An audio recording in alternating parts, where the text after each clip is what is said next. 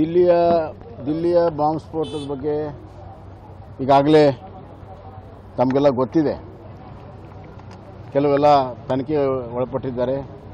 Car ಯಾರ್ದು, ಯಾರಿಗೆ ಮಾರಿದ್ರು, ಅದರ ಹಿಂದಿರುವಂಥ ಭಯೋತ್ಪಾದಕರ ಕನೆಕ್ಷನ್ ಎಲ್ಲವೂ ಕೂಡ ಭಾಳ ಅತ್ಯಂತ ಬಾಂಬ್ ಸ್ಫೋಟಕ್ಕೆ 4-5 ಗಂಟೆಗೆ ಚುರುಕಾದ ಕೆಲಸವನ್ನು ಮಾಡಿದ್ದಾರೆ. ಇದನ್ನು ಇವತ್ತು ಗೃಹ ಸಚಿವರು ಸಭೆಯನ್ನು ಕೂಡ ಅವರೇ ಅದರ ನೇತೃತ್ವ ವಹಿಸಿದ್ದಾರೆ.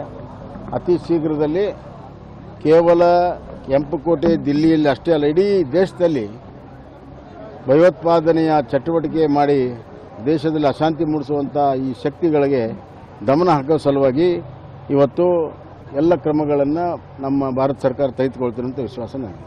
ಹರಿಪ್ರಸಾದ್ಗೆ ಬೇರೆ ಉದ್ಯೋಗ ಏನಿದೆ? ಇಲ್ಲಿ ಕರ್ನಾಟಕದಲ್ಲಿ ಎಷ್ಟು ಬೆಳಿಗ್ಗೆದ್ದರೆ ಹಿಂಸಾಚಾರ ಆಗ್ತದೆ ಅಂದರೆ ಎಷ್ಟು ಸತಿ ಕರ್ನಾಟಕ ಸರ್ಕಾರ ವೈಫಲ್ಯ ಆಗಿರ್ಬೋದು. ತಮ್ಮ ಕುರ್ಚಿಯನ್ನು ಉಳಿಸ್ಕೊಳ್ಳೋ ಸಲುವಾಗಿ ಇಲ್ಲ ಸಲ್ಲದ ಹೇಳಿಕೆಗಳನ್ನು ಹೇಳ್ತಾರೆ, ಅಪ್ರಸ್ತುತ ಹೇಳಿಕೆಯನ್ನು ಹೇಳ್ತಾರೆ, ಕೇಂದ್ರದ ಮೇಲೆ ಗೂಬೆ ಕುಂದಿಸೋ ಕೆಲಸ ಮಾಡ್ತಾ ಇದ್ದಾರೆ. ಭಾಳ ಸರ್ಕಸ್ ಮಾಡ್ತಾ ಇದ್ದಾರೆ ಕುರ್ಚಿ ಉಳಿಸ್ಕೊಳ್ಳೋದು. ಅದರ ಒಂದು ಭಾಗ ಈ ಹೇಳಿಕೆ.